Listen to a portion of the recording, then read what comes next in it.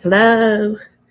I'm finally getting back on here and reading from Waiting for the Morning, The Mother and Daughter's Journey with Through Alzheimer's, my book from back when I was my mother's caregiver, 1994 95. So I'm starting with chapter 10 here, and Summer's End. Starts off with a poem, Many Faces. How can you want to hold hands with me at night when we watch TV when you have talked to me the way you have during the day? How can you hug me and tell me you love me when you just hit me a few hours before?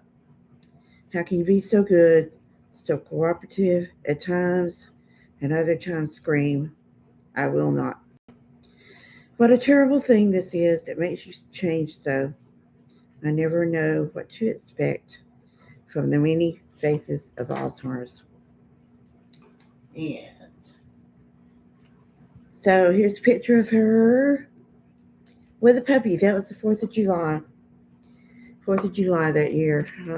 As you can tell, she was swelling so much, and things probably got worse with her swelling because the home health nurse said she was retaining fluid, and really bad. She really was.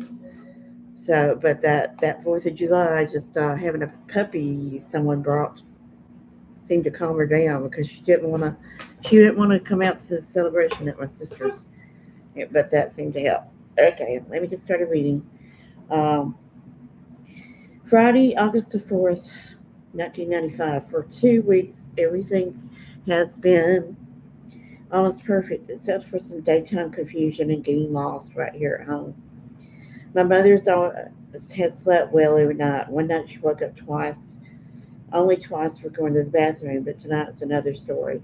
She was all worn out and wanted to go to bed at 6 p.m. after a day of being rather nervous and not doing much of her daytime napping. She's been trying to get up since 9 p.m. Every time was a different question. Why we're in a place?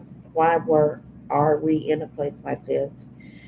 Why are all these people here? Or why are you here? Who invited you here? Don't you have some other place to stay? She was hungry, so I gave her a snack. Now at 11:30 p.m., she's sitting in her chair, wide awake but silent, not appearing to understand anything I say to her. It looks like we will be up all night. Saturday, August the 5th, 1995. Thankfully, my mother went back to bed last night at midnight and went to sleep, but it took me a long time to get back to sleep. She was up again. Oh, hey, Tiger. Tiger likes to come when I go on live, don't you, Tiger? Go live, I mean. Okay, where was it now? She was up again at 4 a.m., up and down and wondering all over the house, talking about some man wanting her money. At 5 a.m., she sat in her chair and I fixed breakfast. We were up again tonight. It started the same way with my mother wanting to go to bed. As soon as my sister left from her afternoon visit, and before we had supper, I rushed supper and got her there by 6 p.m., but she kept getting up from 7 to 8 p.m., using the bathroom and talking excitedly about some kind of plans she was making, some kind of work that had to be done and she was letting me do. At 9:30, she got up saying he is here and that the work must be done now. Now at 9:40 p.m., she's fallen asleep in her chair.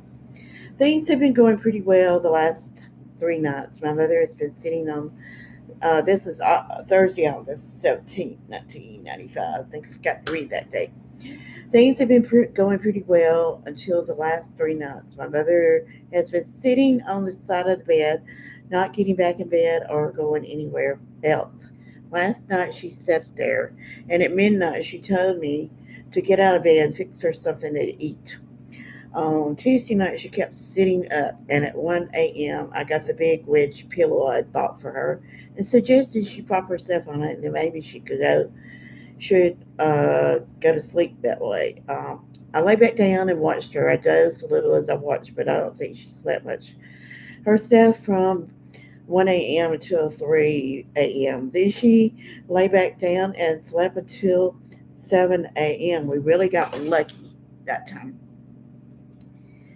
But not this time. My mother was up and down from 11 p.m. to midnight when she ordered me to get up and fix her something to eat. She said, "None of y'all ever fix me anything to eat."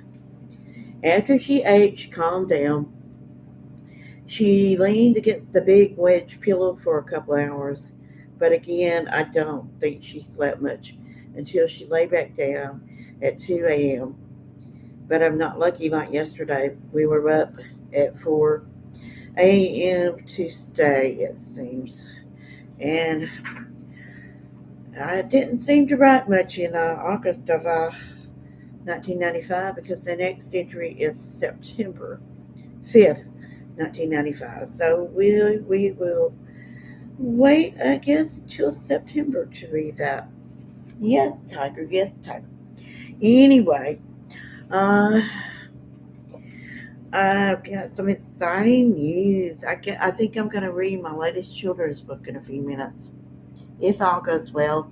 And then I will tell you that exciting news about things that are coming up this fall. Of course, our walk to end Alzheimer's is on Halloween this year. It's on October 31st, and I designed this T-shirt at Vistaprint.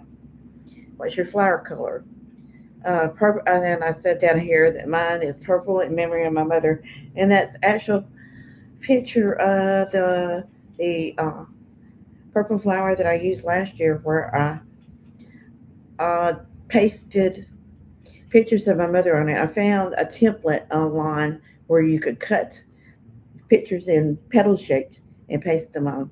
Anyway, purple is if you lost someone to Alzheimer's.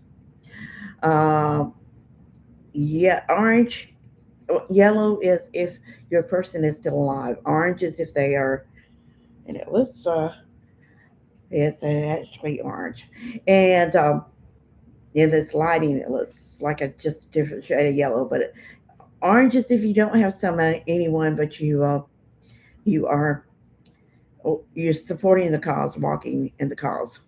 Blue is if you actually have Alzheimer's disease or another dementia. Okay, I'm going to be back probably in just a few minutes and read that latest children's book and tell you that exciting news. Be right back.